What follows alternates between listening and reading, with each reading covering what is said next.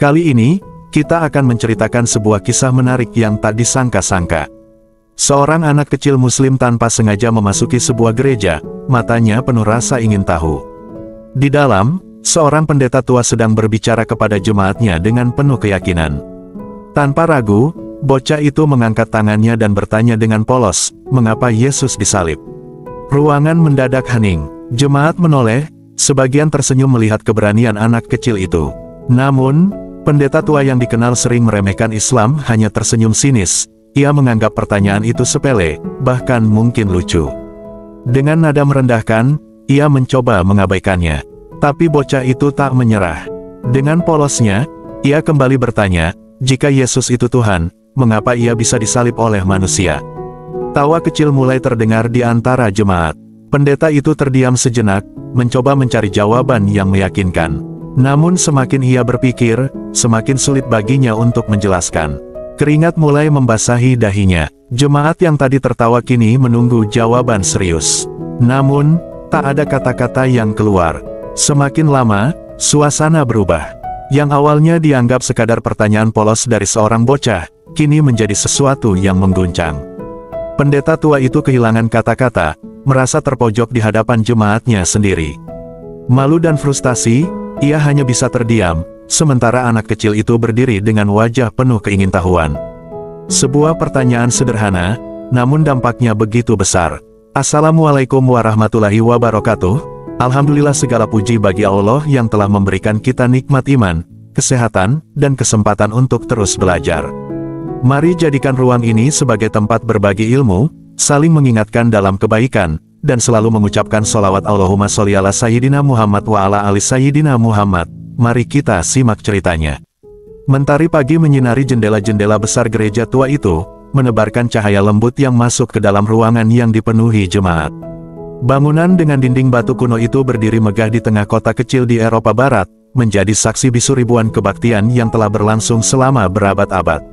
Setiap sudutnya menyimpan kenangan dan doa-doa yang telah lama terucap, namun hari ini bukan kebaktian biasa, ada yang berbeda. Seperti biasa, Pendeta Paulus Andreas berdiri tegak di mimbar, mengenakan jubah hitam kebesarannya. Wajahnya yang penuh kerutan tampak semakin tajam dalam sinar matahari yang menerobos kaca patri yang berwarna-warni. Jemaat yang berjumlah ribuan menanti dengan hikmat, mata mereka terpaku pada pemimpin spiritual mereka, menunggu dengan penuh antisipasi. Pendeta Paulus menarik napas dalam, lalu membuka tangannya ke langit, seolah meminta petunjuk yang lebih tinggi untuk apa yang akan disampaikan. Dengan suara lantang yang menggema ke seluruh sudut gereja, ia mulai berkhutbah, suaranya penuh kekuatan dan keyakinan. Saudara-saudaraku dalam iman, kita hidup di zaman yang penuh kegelapan, di mana musuh iman kita semakin kuat, katanya dengan penuh semangat. Mereka datang dengan kitab mereka, dengan ajaran mereka, dan mencoba menyesatkan dunia. Jemaat mulai mengangguk, beberapa di antaranya berbisik satu sama lain, mencoba menebak siapa yang dimaksud oleh pendeta mereka. Ruangan itu semakin terasa penuh dengan ketegangan, seolah angin yang berhembus membawa bisikan-bisikan penuh tanda tanya. Pendeta Paulus kemudian melanjutkan dengan suara yang semakin membesar, "Islam," serunya, matanya membara penuh kebencian. "Agama yang mengaku membawa wahyu, tetapi justru menyesatkan. Muhammad hanyalah seorang manusia biasa yang menipu banyak orang, membawa kebohongan yang mengancam kebenaran kita." Jemaat yang ada di dalam gereja mulai bereaksi. Beberapa orang mulai bersorak kecil, memberi tepuk tangan, sementara yang lainnya bahkan tertawa sinis. Ada yang berkata setuju, sementara yang lain mengepalkan tangan penuh emosi, terpicu oleh kata-kata yang membakar semangat mereka. Suasana dalam gereja semakin panas, bukan hanya oleh hawa matahari yang menembus kaca patri, tetapi juga oleh amarah yang membara dari setiap kata pendeta mereka. Pendeta Paulus, melihat gelombang dukungan itu, merasa semakin bersemangat. "Kita harus bertahan, saudara-saudaraku. Kita adalah pejuang kebenaran, dan kita tidak boleh membiarkan kegelapan itu menelan dunia kita," ujarnya, suaranya menggelegar, seakan memanggil setiap hati yang ada di gereja itu untuk bangkit bersama dalam peperangan yang ia yakini akan menentukan nasib umat manusia. Namun, di antara ribuan jemaat yang hadir, beberapa wajah mulai tampak cemas.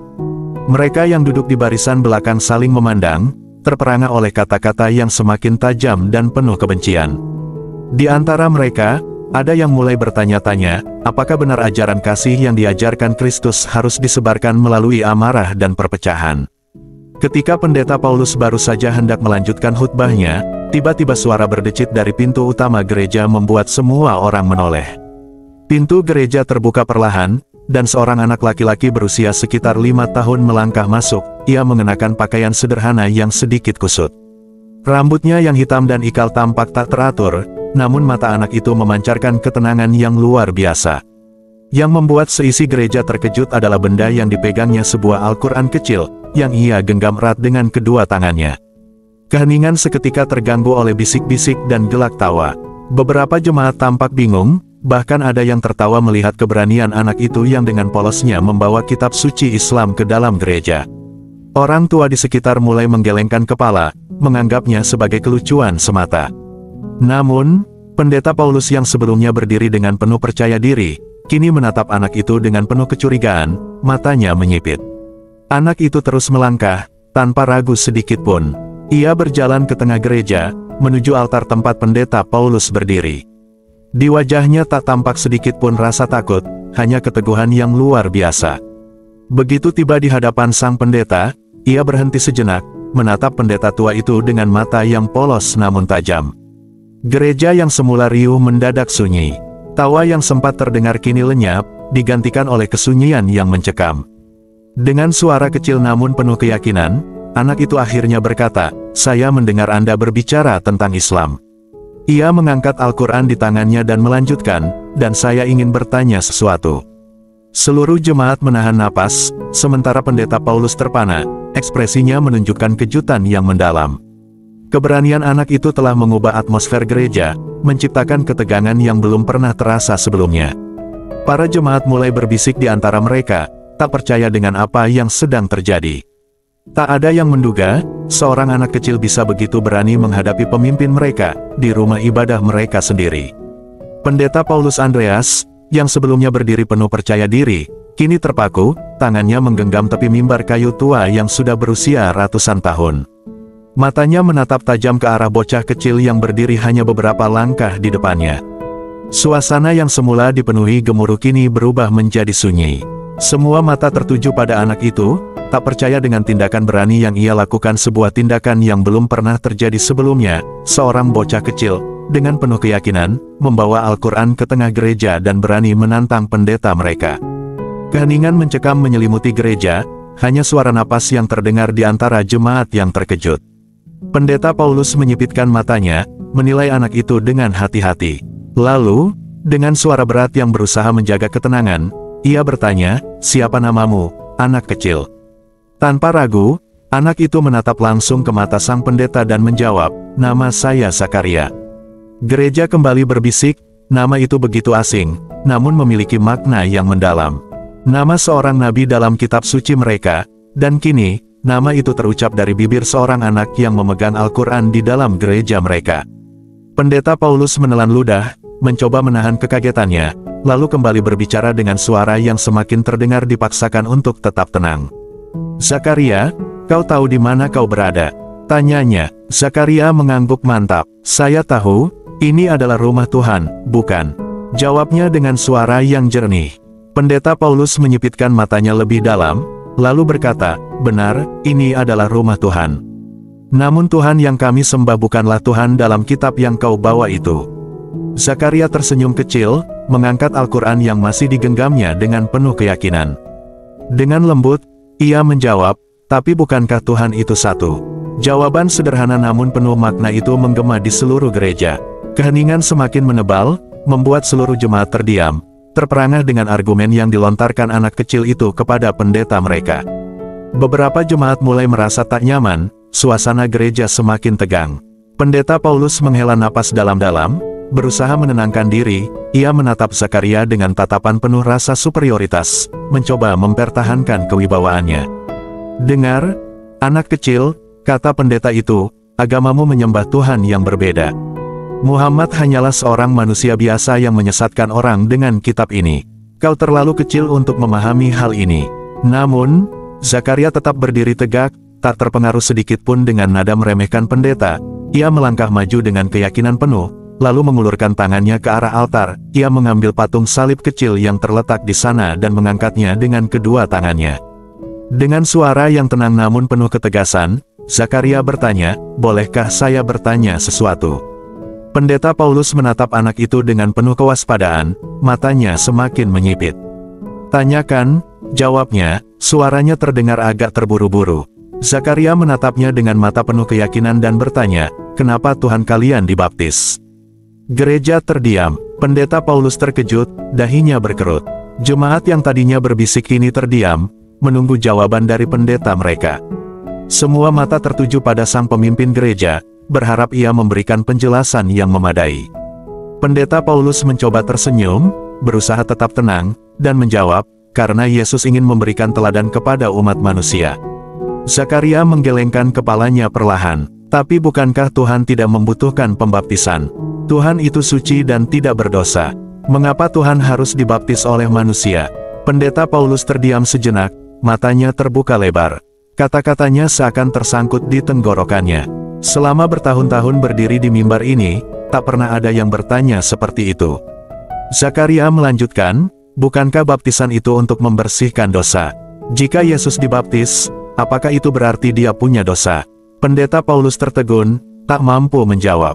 Jemaat mulai saling berpandangan, kebingungan jelas terlihat di wajah mereka.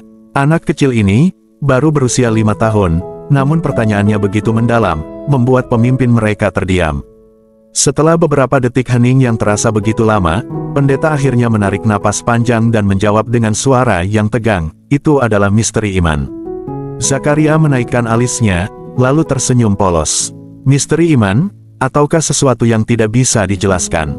Keheningan kembali menyelimuti gereja, lebih dalam dari sebelumnya. Jemaat mulai merasa ada yang aneh, seolah dunia mereka terguncang. Seorang pendeta yang selalu punya jawaban untuk segala hal kini tampak ragu-ragu, terpojok oleh pertanyaan sederhana dari seorang bocah kecil. Beberapa jemaat yang tadi tertawa kini terdiam, merasakan keraguan yang mulai merayap dalam hati mereka.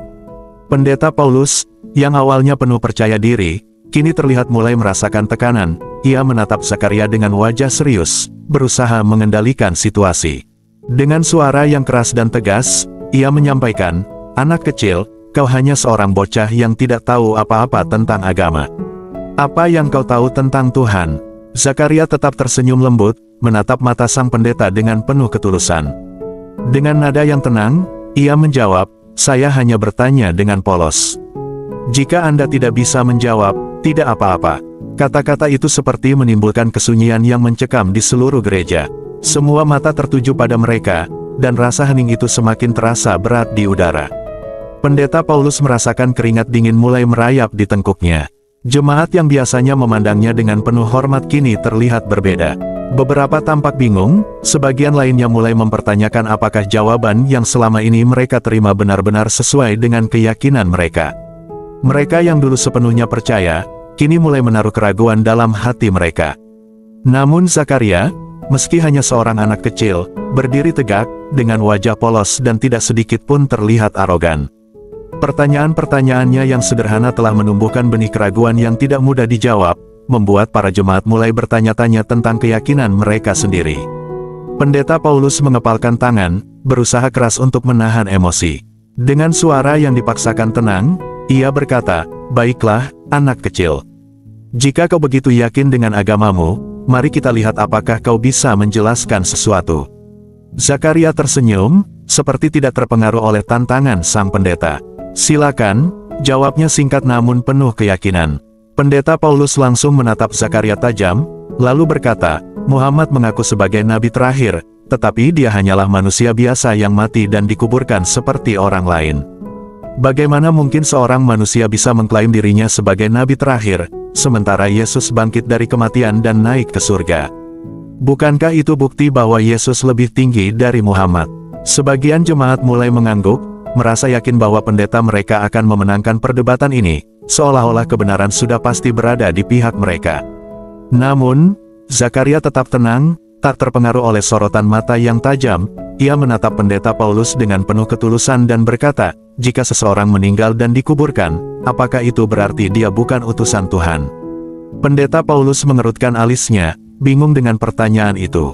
Tentu saja, jika seseorang benar-benar utusan Tuhan, maka dia harus memiliki kekuatan luar biasa, seperti Yesus yang bangkit dari kematian, jawabnya, seolah meyakinkan dirinya sendiri. Zakaria mengangguk pelan, lalu bertanya dengan lembut, lalu bagaimana dengan Musa, Ibrahim, atau Nuh? Mereka semua adalah nabi, tetapi mereka meninggal dan dikuburkan. Apakah itu berarti mereka juga bukan utusan Tuhan? Seisi gereja kembali terdiam. Pertanyaan sederhana dari seorang anak kecil itu mengguncang keyakinan banyak orang. Pembicaraan yang tadinya penuh percaya diri kini berubah menjadi kebimbangan, membuat semua orang di sana merenung tentang apa yang benar-benar mereka yakini. Beberapa jemaat mulai berbisik di antara mereka, mencoba mencerna kata-kata yang baru saja diucapkan oleh Zakaria. Pendeta Paulus membuka mulut, berniat membantah, tetapi kata-kata itu seolah hilang begitu saja.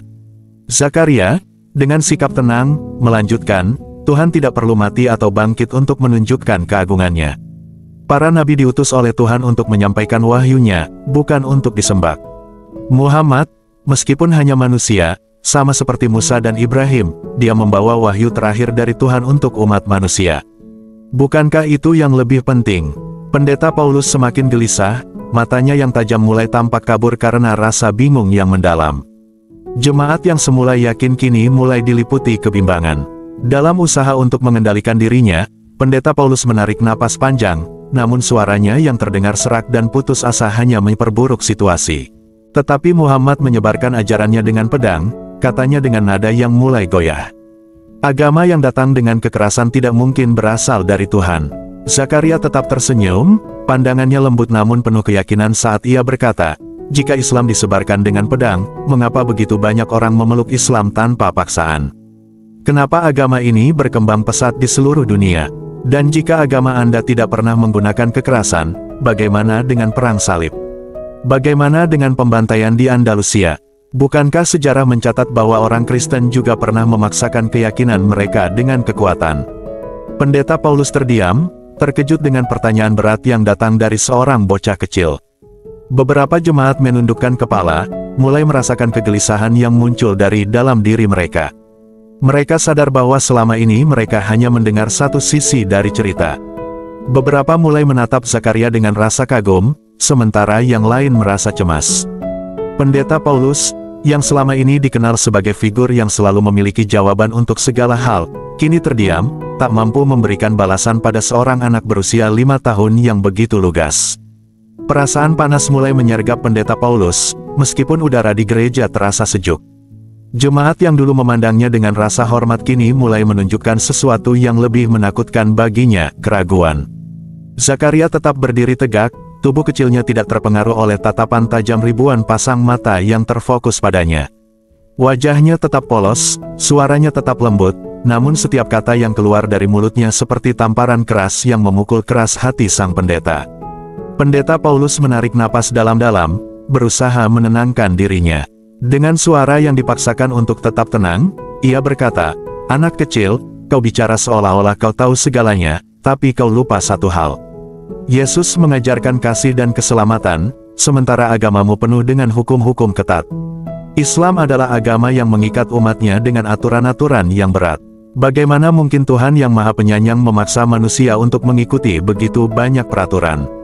Zakaria mendengarkan dengan seksama, namun dalam hatinya ia tahu bahwa pertanyaannya telah mengguncang dasar pemikiran banyak orang di ruangan itu. Dan meskipun ia masih muda, kata-kata itu bukan sekadar pertanyaan, melainkan sebuah pencarian kebenaran yang lebih dalam, kebenaran yang tidak bisa dipaksakan, melainkan harus dipahami dengan hati yang terbuka.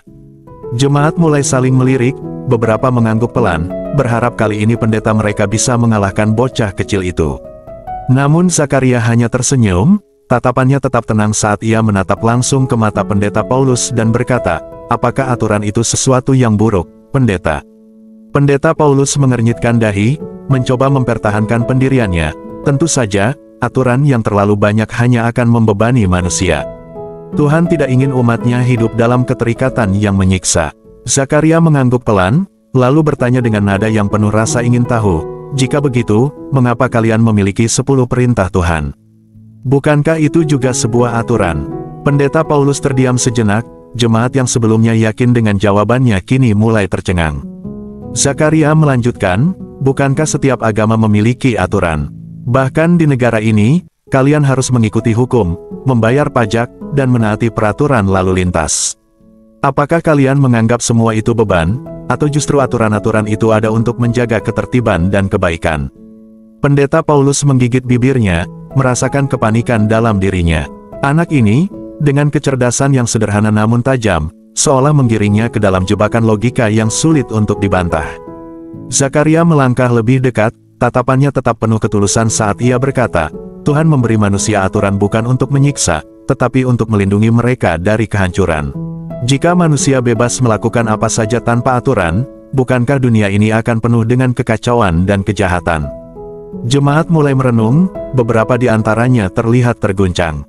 Pendeta Paulus, yang semakin frustrasi, mencoba mengalihkan perhatian mereka, tapi agamamu mengatur segalanya, dari makanan, pakaian, hingga cara ibadah, itu terlalu banyak. Zakaria mengangguk, mengerti apa yang sedang dikatakan, dan apakah itu salah. Jika Tuhan yang menciptakan dunia ini, bukankah Dia berhak mengatur cara terbaik untuk umatnya hidup? Bukankah aturan-aturan itu justru menunjukkan kasih-Nya yang ingin menjaga umatnya? Pendeta Paulus terdiam, ia hanya bisa menatap Zakaria dengan mata yang penuh amarah bukan karena kebencian, tetapi karena ketidakmampuannya untuk menjawab.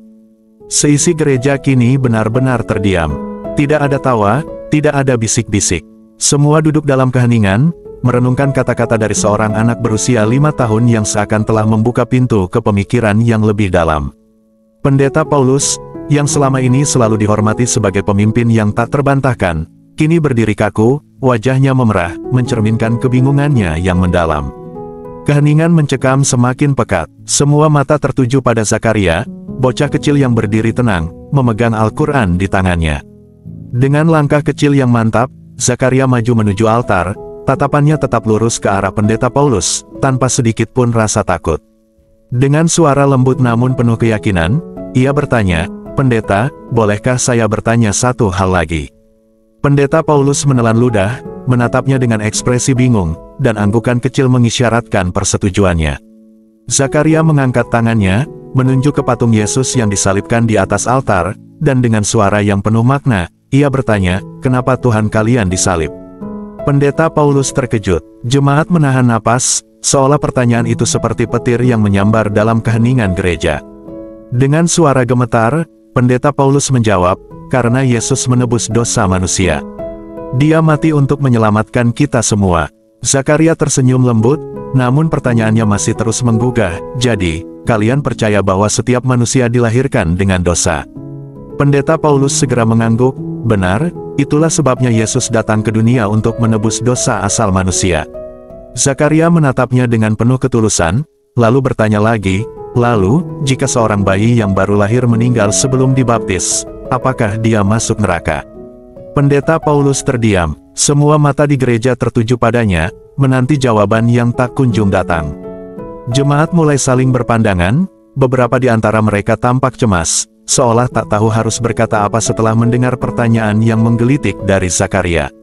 Dengan penuh ketenangan, Zakaria melanjutkan, bagaimana mungkin bayi yang belum melakukan dosa harus menanggung kesalahan yang bukan miliknya?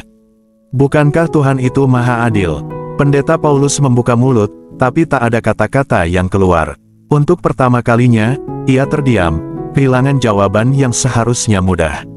Zakaria, yang tampak lebih dewasa dari usianya, kembali menatap jemaat dengan sorot mata lembut. Dalam Islam, setiap manusia dilahirkan dalam keadaan suci, lanjutnya. Setiap orang bertanggung jawab atas dosanya sendiri. Tidak ada yang menanggung dosa orang lain. Tuhan itu Maha Pengasih dan Maha Adil. Dia tidak akan menghukum seseorang atas apa yang tidak pernah mereka lakukan. Keheningan semakin dalam, dan beberapa jemaat mulai meneteskan air mata, sementara yang lainnya menundukkan kepala, seakan merenungkan kata-kata dari bocah kecil yang penuh kebijaksanaan ini.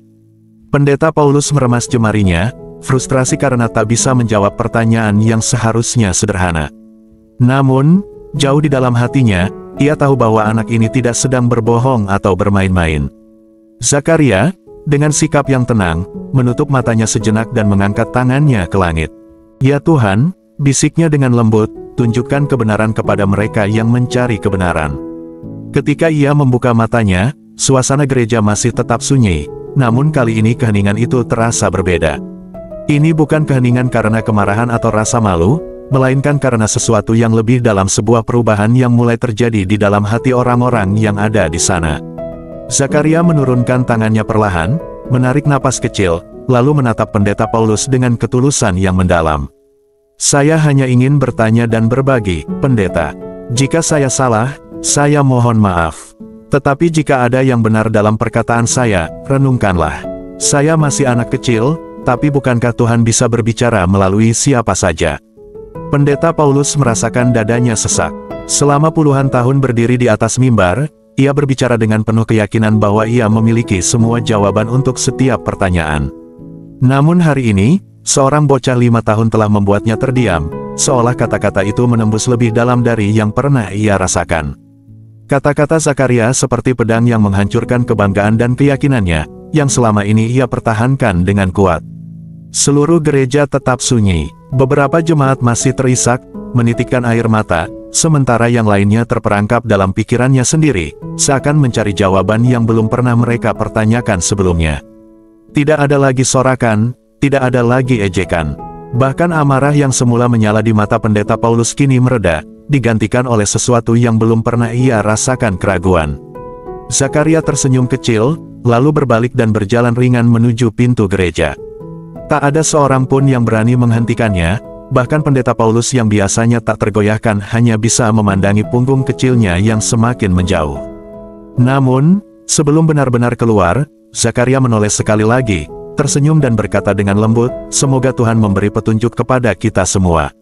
Dengan senyuman polos yang tak ternilai harganya, Zakaria meninggalkan gereja, meninggalkan Pendeta Paulus yang masih berdiri kaku di tempatnya, dan meninggalkan seluruh jemaat yang kini tenggelam dalam keheningan yang jauh lebih dalam dari sebelumnya. Keheningan itu bukan karena kekalahan atau kemarahan, tetapi karena hati mereka telah tersentuh oleh sesuatu yang selama ini tidak pernah mereka duga, kebenaran yang sederhana, namun begitu mendalam. Hari-hari setelah kejadian itu, gereja tempat Pendeta Paulus berkhotbah menjadi sangat berbeda. Keheningan yang terasa begitu dalam masih melingkupi setiap sudutnya. Pendeta Paulus, yang selama ini dikenal sebagai pemimpin yang tak terbantahkan, kini terperangkap dalam dilema batinnya sendiri. Setiap malam, ia duduk di ruang pribadinya, memikirkan kembali semua percakapan dengan Zakaria.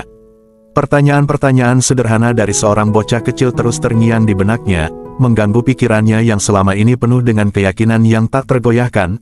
Ia memikirkan kata-kata Zakaria tentang keadilan Tuhan, tentang bayi yang tak berdosa, tentang peraturan yang diberikan oleh Tuhan untuk melindungi umatnya, dan tentang hakikat kasih Tuhan yang seharusnya melampaui semua perbedaan.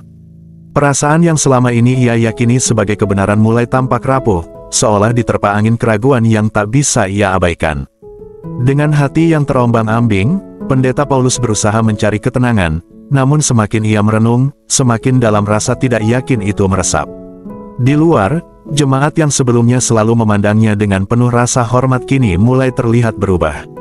Mereka yang dulu tampak teguh dalam keyakinan, mulai mempertanyakan ajaran yang mereka terima bertahun-tahun lamanya. Beberapa dari mereka merasa gelisah, seolah hati mereka tersentuh oleh kata-kata Zakaria yang begitu polos, namun penuh kebenaran. Mereka mulai merenungkan ulang ajaran yang selama ini mereka pegang erat, mencoba memahami apa yang sebenarnya benar di mata Tuhan. Seiring berjalannya waktu, beberapa jemaat mulai berbicara satu sama lain. Mereka saling bertukar pikiran, mencari jawaban yang belum pernah mereka pertanyakan sebelumnya. Mereka mulai mempelajari lebih dalam tentang Islam, mempelajari ajaran yang Zakaria bawa dengan cara yang penuh cinta dan kesederhanaan. Ada yang membaca Al-Quran, ada yang berdiskusi dengan teman-teman yang lebih paham tentang Islam, dan banyak yang merenung di hadapan Tuhan, memohon petunjuknya. Satu persatu, jemaat yang dulu ragu mulai menemukan kedamaian dalam hati mereka. Mereka merasa, seperti yang dikatakan Zakaria, bahwa Tuhan adalah Maha Adil dan Maha Pengasih. Mereka mulai melihat bahwa perbedaan yang mereka percayai selama ini bukanlah halangan untuk merasakan cinta dan kasih sayang Tuhan yang meluas bagi semua umatnya. Pendeta Paulus, yang semakin merasa terpuruk dalam kebingungannya, akhirnya memutuskan untuk bertemu dengan seorang alim yang ia percayai sebagai orang yang bijaksana dan penuh pengetahuan.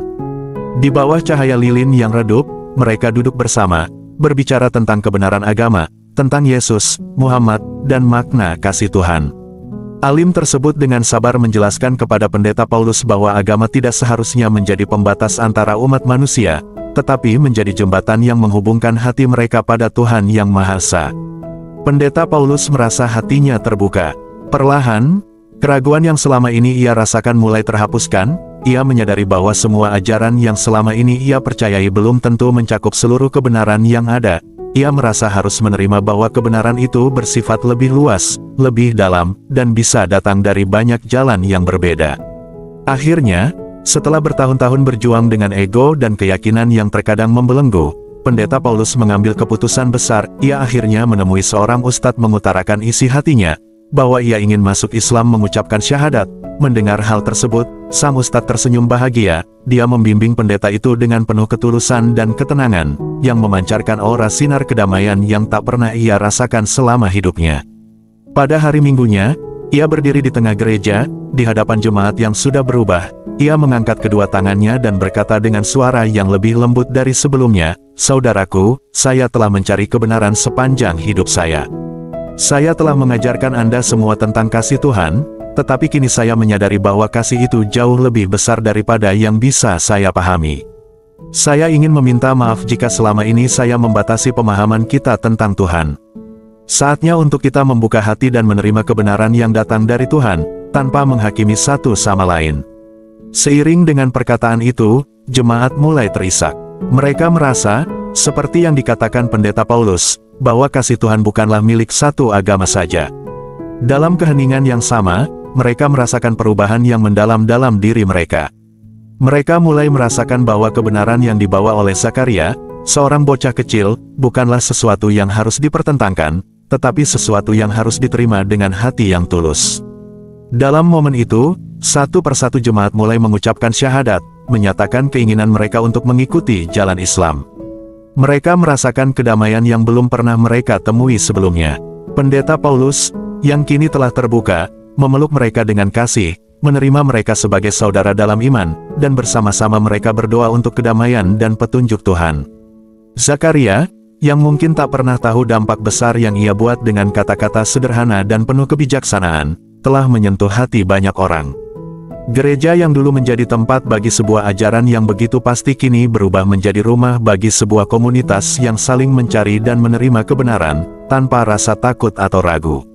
Mereka semua kini bersatu, bukan karena keyakinan yang sama dalam hal agama, tetapi karena mereka telah menemukan satu kebenaran yang melampaui semua perbedaan, kebenaran yang datang dari hati yang penuh cinta kasih.